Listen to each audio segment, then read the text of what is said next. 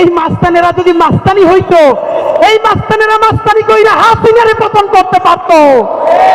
এরা মাস্তান না, এরা সিটকিচো, এরা চাঁদাবাজ, এরা ছোট ডাকাত, এরা মাফিয়া, এরা ব্যাংক লুটেরা। লড়াই যদি করলেন, আপনাদের এত ব্যাংকের ব্যবসা টিকে থাকলো কেমনে? আল্লাহ যতদিন বাঁচায় রাখবে, স্বাধীনতা, সার্বভৌমত্ব, ইনসাফ এবং সততার জন্য লড়াই করব। এই লড়াই আমাদের জিহাদ ইনশাআল্লাহ।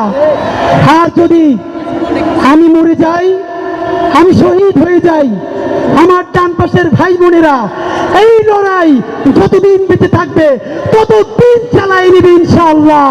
পর্যন্ত কোনো কিছুটা আমাদের গায়ে লাগে না। যতক্ষণ না পর্যন্ত বুকে বা মাথায় গুলি চলবে ততক্ষণ পর্যন্ত আমরা কোনো স্ট্রাগল মনে করি না, এবং এক্সট্রা কোনো সিকিউরিটি লাগবে না।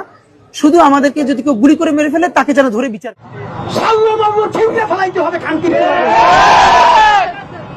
বাংলাদেশের অস্তিত্ব থাকবে না যদি গোপালগঞ্জ বাইচে থাকে।